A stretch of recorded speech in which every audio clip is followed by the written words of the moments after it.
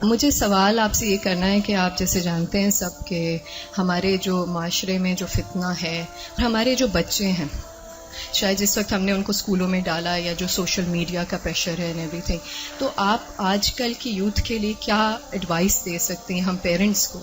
دیکھیں ہماری جنت کیا جنت ہوگی جہاں ہمارے بچے نہ ہوں۔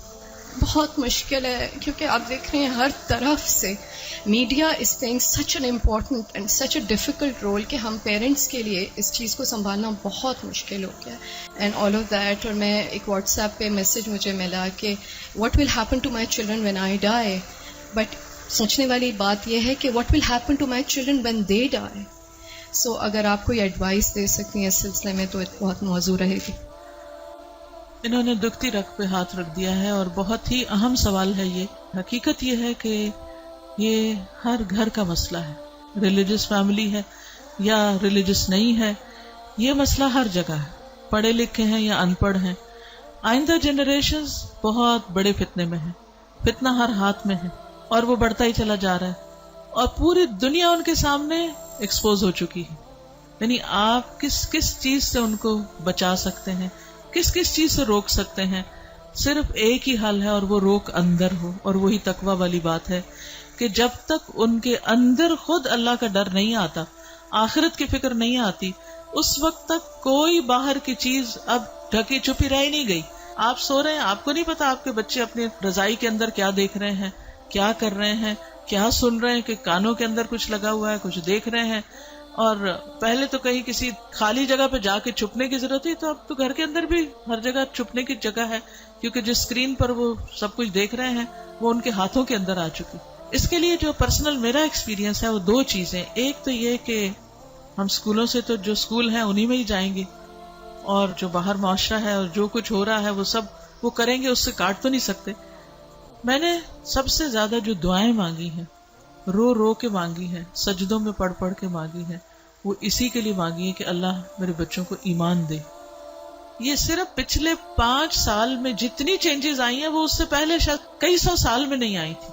اور پھر دوسرا کیا کیا، یعنی اللہ تعالیٰ سے خود ہی مانگا۔ دوسرا یہ کہ ہر تھوڑے عرصے کے بعد عمرہ، اللہ کے گھر چلو، کیونکہ اللہ کے گھر کا جو جلال ہے، اور اللہ تعالیٰ اگر انسان کو کہیں سب سے زیادہ محسوس ہو سکتے ہیں تو وہ بہت جگہ ہے۔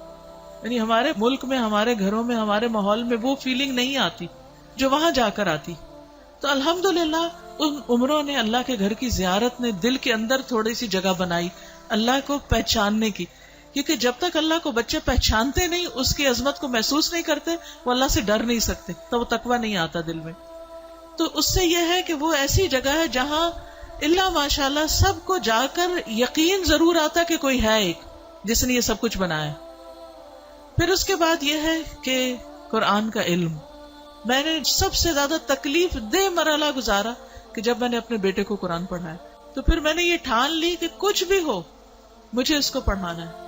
وہ ایج ایسی تھی کہ جس میں کچھ نہ کچھ وہ سننے کے قابل تھا، ورنہ وہ ایج بھی گزر جاتی ہے تو پھر بچے وہ اتنا بھی نہیں سنتے۔ اور میں نے اپنی ساری مصروفیات کو سیکنڈری کر کے، حالانکہ میں انتہا درجے کی مصروف، گھر کی بھی ذمہ داریاں، باہر کی بھی، لیکن میں نے اس کو اپنی پرائرٹی نمبر 1 سمجھا کہ یہی بات جنہوں نے کی ہے کہ جب وہ مر جائیں گے تو پھر ان کا کیا بنے گا، یعنی ہمارے مرنے کے بعد تو جو ہوگا سو ہوگا، ان کے مرنے کے بعد ان کی قبروں کا کیا حال ہوگا اور ان کی آخرت کا کیا ہوگا۔ تو اللہ سبحانہ وتعالیٰ نے قرآن مجید میں فرمایا قوا انفسکم واہلیکم نارا، اپنے آپ کو اور اپنے گھر والوں کو آگ سے بچاؤ۔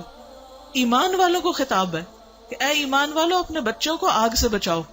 تو پھر میں نے اس کے ٹائم کے مطابق جب اس کا موڈ بنے، لیکن روز کی شرط رکھی تھی کہ ہر روز پڑھیں گے تھوڑا تھوڑا، 2 آیتیں 4 آیتیں، 1 رکوع 2 رکوع 1 رب، اور اس طرح کر کر کے میں نے پورا قرآن اس کے ساتھ پڑھا کہ مجھ سے نہیں ڈرے، اللہ سے ڈرے، میری خاطر نماز نہیں پڑھے، اللہ کی خاطر پڑھے، میری وجہ سے کچھ مت چھپائے جو دیکھ رہا ہے، اللہ سے ڈر کے چھپائے۔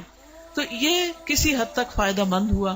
یہی ماؤں سے کہوں گی کہ ساری مصروفیات اپنی جگہ ہیں، لیکن بچے آپ کی پرائرٹی نمبر 1 ہونے چاہیے۔ ان کے لیے کھپ جائیں دعائیں مانگ مانگ کے بھی، اور اس کے ساتھ ساتھ ایک دفعہ کم از کم قرآن سے ضرور گزر جائیں، کیونکہ جب وہ قرآن سے گزر جائیں گے پھر ایٹ لیسٹ آپ کی رسپانسبلٹی نہیں رہے گی۔ اللہ ان کی سب خیر کرے، لیکن اگر خدا نہ خواستہ ان کے اندر کوئی بگاڑ آتا تو آپ کی پکڑ نہیں ہوگی، لیکن اگر آپ نے کوشش نہیں کی، محنت نہیں کی، تو آپ کی بھی ساتھ پکڑ ہے۔ صرف آپ کی نمازیں پھر کام نہیں آئیں گی. تو اس لیے ہم میں سے ہر ماں کو سنجیدہ ہونے کی ضرورت ہے. چاہے رونا پڑے، منتیں کرنی پڑے، بھوک کاٹنی پڑے، کچھ کرنا پڑے، لیکن پکڑ کے بیٹھے، خود بیٹھے. یہ مولویوں پہ نہ چھوڑیں کہ کوئی اور آ کے لیکچر دے گا تو وہ سن لیں گے، اس کو بتا دیں گے، ابا کو بتا دیا، چچا کو بتا دیا، اس کو ماموں کو بتا دیا. ٹھیک ہے وہ بھی کچھ ہیلپ کرتے ہیں، لیکن سب سے زیادہ آپ کو خود کرنا ہوگا، اور اس کے لیے آپ کو خود پڑھنا ہوگا، اس کے لیے آپ کو خود سیکھنا ہوگا. خود سیکھنا شروع کریں اور اپنے بچے کے ساتھ بیٹھ کر خود. پھر یہ کہ بعض اوقات بچے ہم سے سننا نہیں چاہتے، آپ ان سے کہ آپ ہمیں پڑھ کے سنائیں. بس اس بات کا اگر یقین ہے ان کو کہ یہ قرآن اللہ کی کتاب ہے، تو پھر ان کے اندر یہ ڈالنے کی ضرورت ہے کہ اللہ تعالیٰ نے کیا فرمایا ہے. وہ آپ کو بھی پتا ہونا چاہیے اور وہ ان کو بھی پتا ہونا چاہیے. اللہ تعالیٰ ہماری مدد فرمائے.